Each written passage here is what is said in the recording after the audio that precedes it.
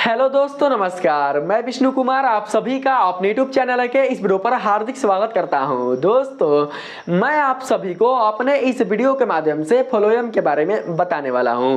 इस वीडियो के माध्यम से आप लोग ये जान पाइएगा कि जो फ्लोएम होता है वह क्या कहलाता है, फ्लोएम से जुड़े हुए जो घटक होते हैं वो कौन कौन से होते हैं, साथ ही इन घटकों की पहचान हम लोग किस आधार पर कर सकते हैं, वो सारा चीज आप लोग मेरे इस वीडियो के माध्यम से जान पाइएगा। तो आइए बिना देर किए स्टार्ट करते हैं अपनी आज के इस वीडियो क्लासेस को।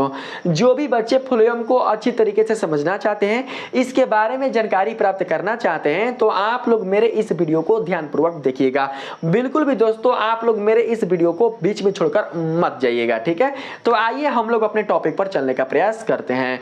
दोस्तों, मैं आप सभी को बता दूं कि जो फ्लोएम और जो जाइलम, ये दोनों को दोनों जो आप नाम देख रहे हैं, यह दोस्तों एक प्रकार के पेड़ पौधों के ऊतक होते हैं। कह सकते हैं कि यह एक प्रकार के पेड़ पौधों के जटिल ऊतक होते हैं।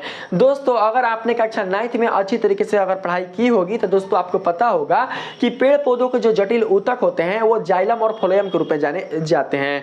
दोस्तों, अगर हम यहाँ पर बात करें फ्लोएम का, तो दोस्तों जो फ्लोएम होता है वह किसी पेड़ या पौधे के लिए अपना एक बहुत ही महत्वपूर्ण स्थान रखता है। क्यों दोस्तों?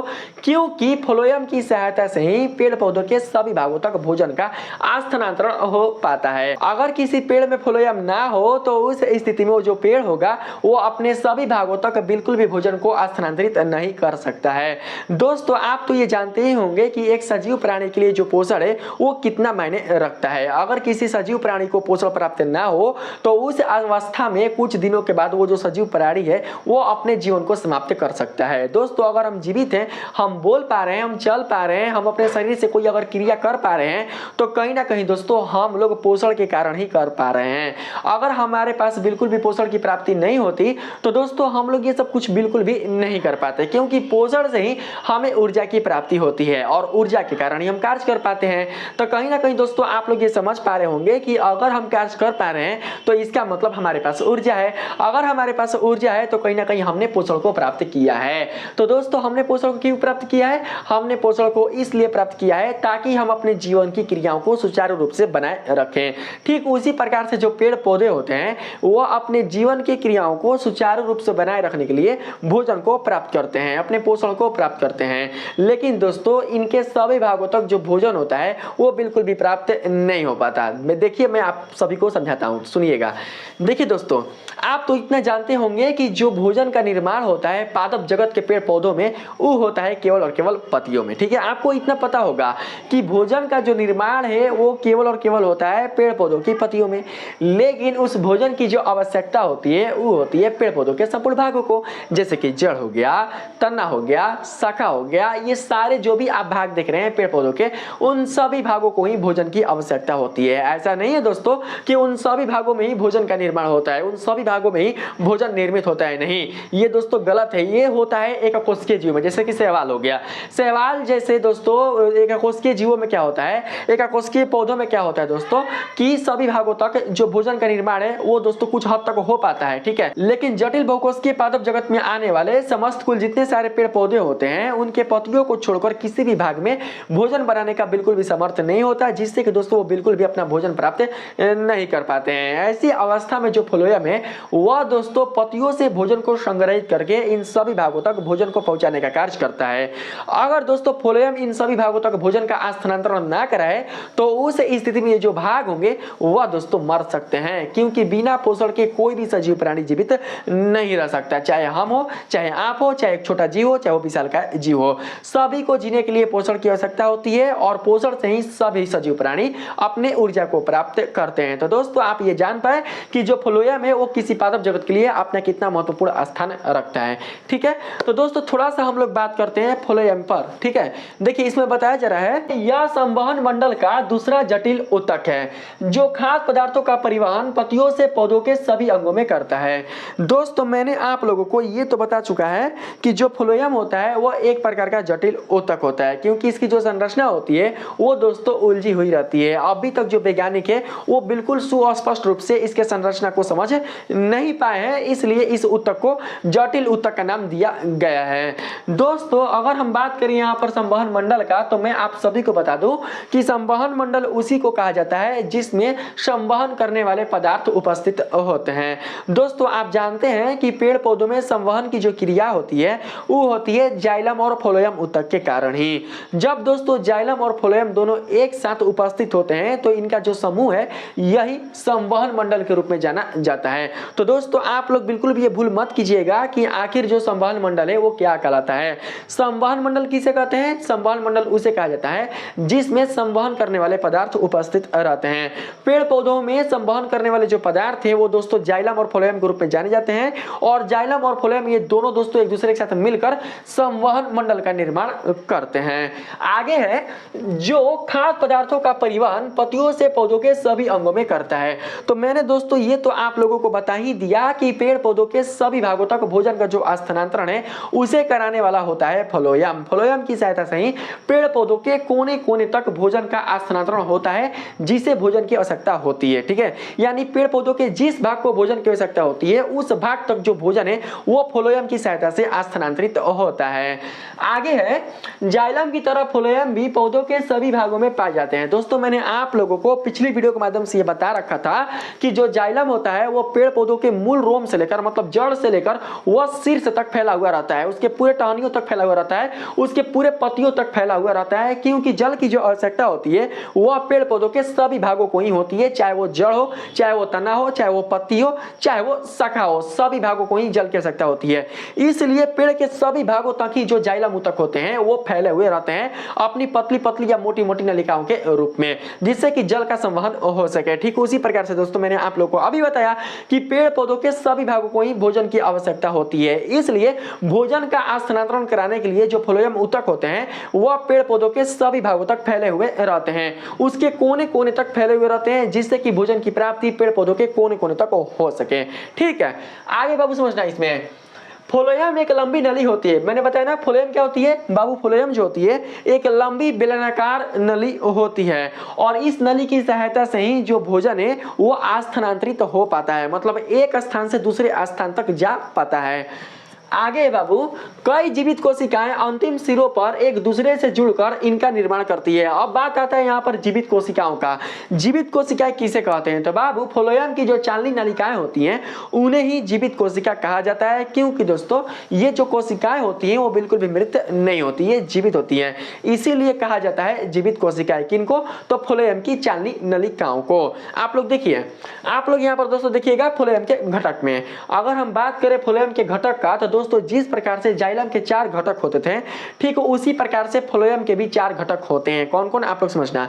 पहला है चालनी नलिकाएं, दूसरा है सहकोशिकाएं, तीसरा है फ्लोएम तंतु और चौथा है फ्लोएम मृदुतक। इन 4 घटकों की सहायता से ही फ्लोएम का निर्माण होता है, फ्लोएम अपने आप को तैयार कर पाता है। तो सबसे पहले हम लोग बात करते हैं फ्लोएम के पहले घटक पर। फ्लोएम की अगर पहले घटक की बात करें तो दोस्तों इसमें बताया जा रहा है फ्लोएम की जीवित कोशिकाएं ही चालनी नलिकाएं कहलाती है। मैंने बताया ना दोस्तों यहाँ पर कई जीवित कोशिकाएं अंतिम सिरों पर एक दूसरे से जुड़कर इनका निर्माण करती है, मतलब फ्लोएम का निर्माण करती है। कई जीवित कोशिकाएं मतलब कि एक जीवित कोशिका दूसरे जीवित कोशिका से संयोजित होकर और दूसरी जीवित कोशिका तीसरी जीवित कोशिका से संयोजित होकर फ्लोएम ऊतक का निर्माण करती है। लेकिन बात यहाँ पर यह आती है कि जीवित कोशिका कहते किसे हैं? तो दोस्तों मैंने आप लोग को बता किया कि जीवित कोशिका ही चालनी नालिका कहलाती है। तो अब आप लोग जानना कि आखिर चालनी नालिका में ऐसा क्या विशेष गुण है जिससे कि हम लोग ये पहचान कर पाएंगे कि फ्लोएम का कौन सा घटक चालनी नालिका वाला होगा। तो समझना आप लोग, इसमें है ये नालिकाएं लंबी बेलनाकार तथा छिद्रित भित्ति वाली कोशिकाएं होती हैं, मतलब कि इनके सतह पर छोटे छोटे छिद्र होते हैं, छोटे छोटे महीन महीन छिद्र होते हैं। किनके सतह पर? तो फ्लोएम के सतह पर। फ्लोएम के चालनी नलिकाओं में छोटे छोटे छिद्र होते हैं। दोस्तों फ्लोएम के जो चालनी नलिकाएं होती हैं उनमें छोटे छोटे छिद्र होने के कारण ही इसे चालनी नलिका के नाम से जाना जाता है। आप देख पा रहे होंगे फिगर के माध्यम से। देखिए बाबू यहाँ पर ध्यान से देखिए, हाई क्या है? यही दोस्तों फ्लोएम का चित्र है ना, आप लोग देख पा रहे होंगे कि मैंने जो यहाँ पर ग्रीन कलर का जो यहाँ पर मैंने दोस्तों यहाँ पर जो चित्र बनाया हुआ है, यह दोस्तों फ्लोएम की चालनी नलिकाएं हैं। और यहाँ पर जो आप देख पा रहे हैं ब्लैक कलर का छोटा छोटा छिद्र है, ये वाला जो आप छिद्र देख रहे हैं छोटा छोटा, यही दोस्तों क्या है, यही चालनी नालिका है। चालनी नालिका में ही छोटे छोटे छिद्र होते हैं और इन्हीं छिद्रों की सहायता से जो भोजन होता है वह द्रवीय रूप में यानी कि घोलीय रूप में स्थानांतरित हो पाता है। मतलब भोजन जो होता है वह इन छिद्रों से छनते हुए एक जीवित कोशिका से मतलब एक चालनी नालिका से दूसरी चालनी नालिका में प्रवेश कर पाता है। इसीलिए फ्लोएम के पहले घटक को चालनी नालिका कहा जाता है। और ये दोनों जो चालनी नालिका होते हैं वह दोस्तों एक पट से जुड़े हुए रहते हैं, जिसे चालनी पट्टी कहते हैं। क्या कहा जाता है, चालनी पट्टी दोस्तों कहा जाता है। देखिए वो भी आगे बताया गया होगा, इसमें समझिएगा। दो कोशिकाओं की विभाजन भित्ति मतलब अलग करने वाली भित्ति, अलग करने वाली सतह छिद्र युक्त होती है, जिसे चालनी पट्टी कहते हैं। बाबू आप लोग देखो यहाँ पर मैं सारा आप लोगों को यहाँ पर समझाने के लिए दोस्तों फिगर ले लिया हूँ ना। देखो यहाँ पर देखिए दोस्तों, ये जो आप देख रहे हो ना, ये वाला जो आप देख रहे हो, ये दोस्तों पहला जीवित कोशिका है। यहाँ से यहाँ तक जो आप देख रहे हो ये दूसरा जीवित कोशिका है, जिसको हम लोग चालनी नालिका बोल सकते हैं। और ये जो आप देख रहे हो ये दोस्तों तीसरा जीवित कोशिका है। और जो आप ये देख रहे हो ये चौथा जीवित कोशिका है। ठीक है, उसी प्रकार से अन्य और भी बहुत सारी जीवित कोशिकाएं होंगी आगे जो एक दूसरे से मिलकर लंबी नालिका का निर्माण करेंगी। ठीक है दोस्तों, देख पा रहे होंगे आप लोग इस फिगर के माध्यम से कि दो जो चालनी नलिका है वह एक छिद्रपट के द्वारा जुड़ी हुई है। छिद्रपट मतलब जिसमें छोटे छोटे छिद्र होते हैं।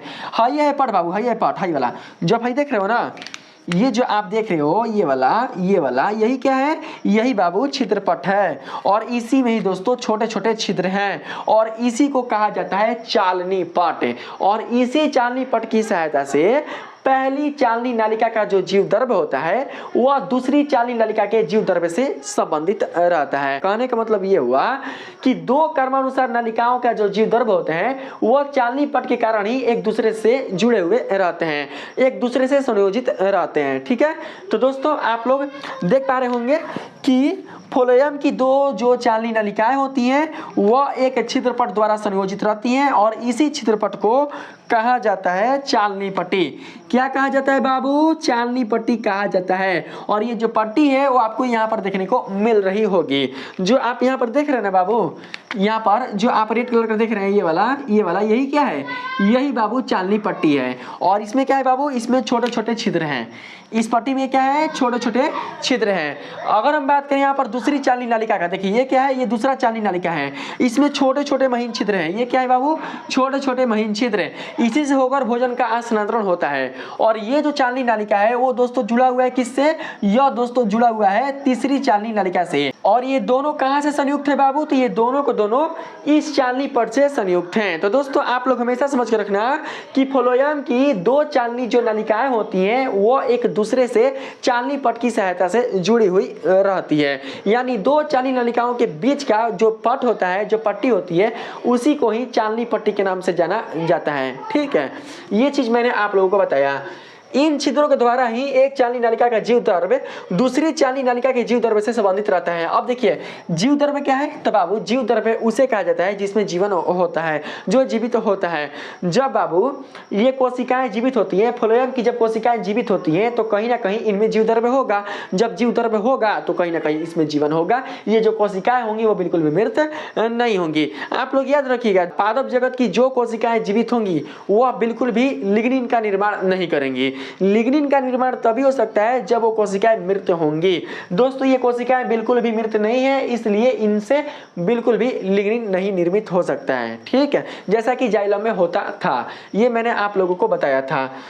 आगे है इसमें, और इस प्रकार खाद्य पदार्थों का एक कोशिका से मतलब एक चालनी नालिका से दूसरी कोशिका में मतलब दूसरी चालनी नालिका में संवहन यानी कि स्थानांतरण हो पाता है। चालनी नालिकाओं में साइटोप्लाज्म तो होता है लेकिन कोई केंद्रक नहीं होता है। हाँ दोस्तों, ये भी बहुत ही नोट करने वाला पॉइंट है। आप लोग याद रखिएगा कि चालनी नालिकाओं में जो केंद्रक होते हैं वो बिल्कुल भी नहीं होते हैं।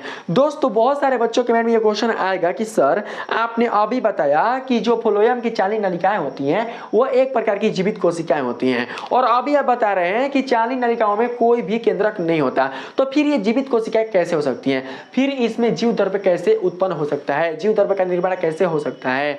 तो दोस्तों आप लोग यहाँ पर ये समझ कर रखना, मैं आप सभी को बताता हूँ कि देखिए ये जो कोशिका है वो जीवित इसलिए है क्योंकि दोस्तों इनके साथ एक और कोशिका होती है जिसे सहायक कोशिका के नाम से जाना जाता है। अगर बात करें संक्षेप में तो इसी को कहा जाता है सहकोशिका। और इन सहकोशिकाओं में दोस्तों केंद्रक उपस्थित रहता है और इन्हीं के केंद्रकों के कारण जो चालनी नलिकाओं के दोस्तों जो पदार्थ होते हैं वो जीवित रह पाते हैं। यानी जो चालनी नलिकाएं होती हैं इनकी जो कोशिकाएं होती हैं वो जीवित रह पाती हैं। दोस्तों वैज्ञानिकों द्वारा ऐसा कहा जाता है कि जो चालनी नलिकाएं होती हैं इनमें भी केंद्रक पाया जाता है, लेकिन जो बहुत पुराने वाले चालनी नलिकाएं होते हैं, बहुत ही पौध वाले जो चालनी नलिकाएं होते हैं उनमें केंद्रक नहीं होता है, लेकिन फिर भी जीवित रहती हैं। और ये जो जीवित रहती है वो रहती है सहकोशिका की सहायता से। इनसे सटा हुआ जो आप ये देख रहे हैं ना, इनसे सटा हुआ जो आप ये देख रहे हैं बाबू, ये इसी को कहा जाता है सहकोशिका। इसी को क्या बोलते हैं बाबू, सहकोशिका बोलते हैं, सहकोशिका। और इन कोशिकाओं में केंद्रक उपस्थित रहता है। और आप जानते हैं कि जिस कोशिका में भी केंद्रक होगा, कोशिका द्रव्य होगा, तो दोस्तों वहां पर जीव द्रव्य का निर्माण होगा। तो दोस्तों इन्हीं केंद्रकों की सहायता से जो चालनी नलिकाओं के जो कोशिकाएं होते हैं वो अपने आप को जीवित बनाए हुए रखती हैं। ठीक है, तो मैंने आप लोगों को ये सारा चीज चालनी नलिका में बता दिया है और मैंने आप लोग दोस्तों ये समझाया है कि भोजन के स्थानांतरण में चालनी नलिकाओं का जो योगदान है वो बहुत ही महत्वपूर्ण होता है। अगर हम यहाँ पर बात करें फ्लोएम के दूसरे घटक का, तो दोस्तों दूसरे घटक में बताया जा रहा है प्रत्येक चालनी नलिका, समझिएगा बाबू, प्रत्येक चालनी नालिका कोशिका के साथ एक और कोशिका पाई जाती है जिसमें केंद्रक और अन्य कई कोशिकाएं उपस्थित होते हैं, इन्हें ही सहकोशिका कहते हैं। तो देख सकते हैं बाबू मैंने यहाँ पर जो फिगर बनाया हुआ है, देखिए हाँ ये वाला ये क्या है, ये दोनों के दोनों ये क्या है बाबू, ये चालनी नलिका है। और ये जो आप देख रहे हो ये वाला ये चालनी पट्टिका है। और ये जो आप देख रहे हो यहाँ पर जुड़ा हुआ बाबू ये वाला, अरे कहाँ की जमत है, ये वाला जो आप देख रहे हो ये वाला, यही क्या है बाबू, यही सहकोशिका है, इसी को सहकोशिका बोलते हैं। और जो आप ये वाला देख रहे हो ब्लैक कलर का, इसी को बाबू केंद्रक बोलते हैं। और इस केंद्रक के साथ और भी बहुत सारे दोस्तों इसमें कोशिकाएं उपस्थित रहते हैं, जिसे मैंने ब्लैक कलर के निशान से यहाँ पर दिखाया है। देखिए किनारे किनारे है ना छोटा छोटा छिद्र ब्लैक कलर का है ना, इसी को दोस्तों सहकोशिका का कोशिकांग कहा जाता है। ठीक है, इस चीज को हम लोग केवल समझ कर रख रहे हैं, हम लोग ये केवल जान कर रख रहे हैं। ऐसे दोस्तों इनकी जो रचनाएं होती हैं वो बहुत ही जटिल होती हैं, जिसे अच्छी तरीके से समझ पाना बिल्कुल भी संभव नहीं है।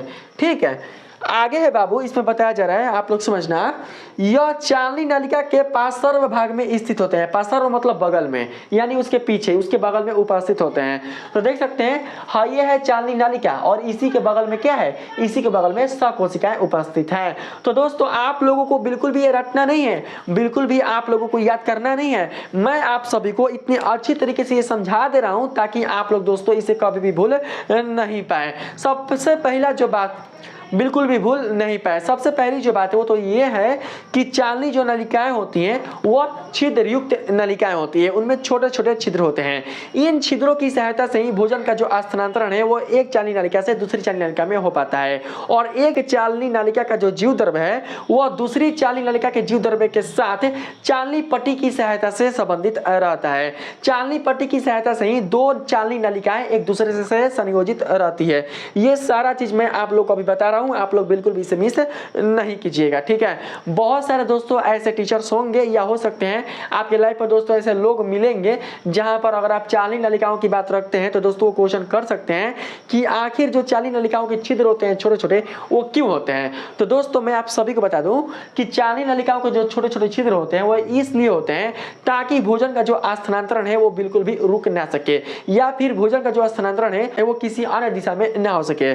जैसा दोस्तों आप यहाँ पर फिगर देख रहे हैं ऐसा बिल्कुल भी नहीं होता है दोस्तों। जो चालनी नलिकाएं होते हैं पेड़ पौधों में वो ऐसा नहीं है कि दोस्तों वो सीधे लंबे ही होते हैं, कुछ हद तक लंबे होंगे, सीधे होंगे, लेकिन आगे जाकर दोस्तों वो मुड़ भी सकते हैं। उनकी जो दोस्तों दिशा होगी वो परिवर्तित भी हो सकती है। तो ऐसे में क्या होगा कि जो भोजन का स्थानांतरण होगा वो दोस्तों किसी और दिशा में हो सकता है, लेकिन जब भोजन का स्थानांतरण इन छिद्र युक्त नलिकाओं से होगा, इन छिद्र युक्त दोस्तों छोटे छोटे नली से होगा, तो भोजन जो होगा वो बिल्कुल बिल्कुल भी अपने पथ से विचलित नहीं हो सकता है। और जहां तक ये फ्लोएम की 40 नलिकाएं फैली हुई हैं तहां तक भोजन का जो स्थानांतरण है वह सुस्पष्ट रूप से हो सकता है। इसीलिए ईश्वर ने इसमें छोटे छोटे छिद्र दिए हुए हैं। ठीक है, तो आप लोग दोस्तों इतना समझ पा रहे होंगे जो मैं आप लोगों को बताना चाहता हूं। आगे देख सकते हैं, नोट में बताया जा रहा है केवल एंजियोस्पर्म के फ्लोएम में 100 कोशिकाएं पाई जाती है। मतलब कि हर जगह 100 कोशिकाओं की उपस्थिति नहीं होती फ्लोएम में। एंजियोस्पर्म जैसे कि बड़े बड़े जो वृक्ष होते हैं, जैसे पीपल का वृक्ष हो गया, आम का वृक्ष हो गया, बरगद का वृक्ष हो गया, सेब का वृक्ष हो गया, इन वृक्षों की फ्लोएम की कोशिकाओं के साथ जो दोस्तों 100 कोशिकाएं होती है यह उपस्थित रहती है।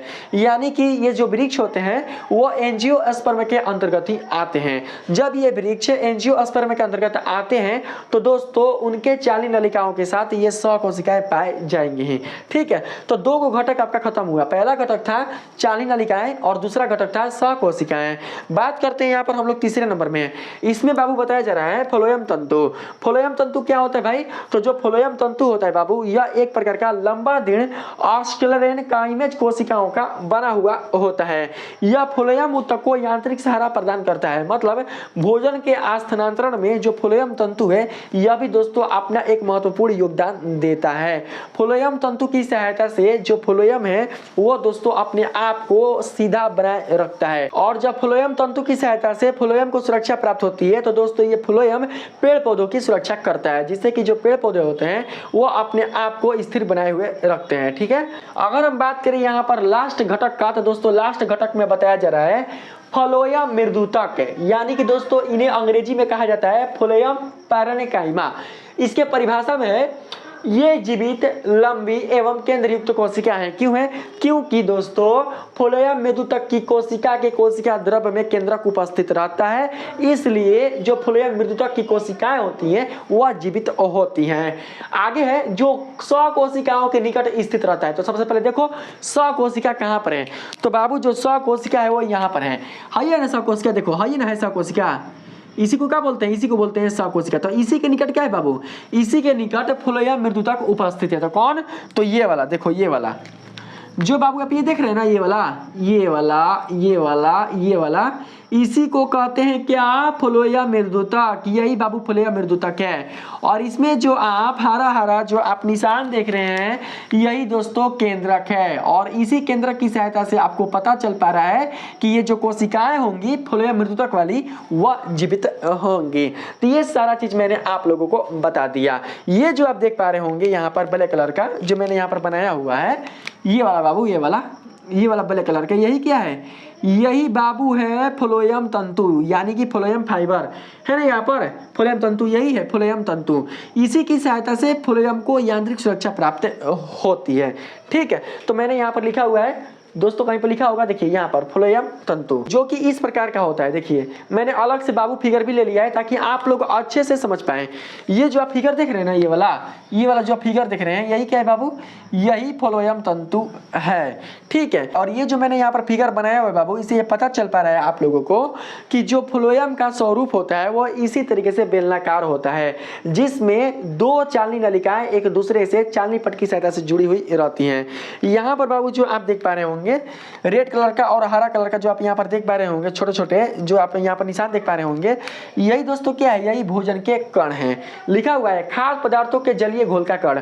बाबू पेड़ पौधों के फ्लोएम की सहायता से प्रवाहित होने वाला जो भोजन होते हैं वो दोस्तों द्रवीय रूप में होते हैं, यानी सुक्रोज के रूप में होते हैं। पेड़ पौधों के सभी भागों में भोजन का जो स्थानांतरण है वो दोस्तों जलीय घोल के रूप में होता है, सुक्रोज के रूप में होता है। तो बाबू इसे आप लोग ध्यान से समझकर रखिएगा, बिल्कुल भी मिस नहीं कीजिएगा। यही जो छोटे छोटे कण है ये जलीय घोल के माध्यम से यानी कि द्रवीय माध्यम से क्या हो रहे हैं? फ्लोएम के एक चालनी नलिका से दूसरे चालनी नलिका में प्रवेश कर पा रहे हैं। और इस खाद्य पदार्थ का जो स्थानांतरण है वो दोस्तों दोनों ही दिशाओं होता है। मैंने आप लोगों को बताया ना कि पेड़ पौधों के सभी भागों को ही भोजन की आवश्यकता होती है।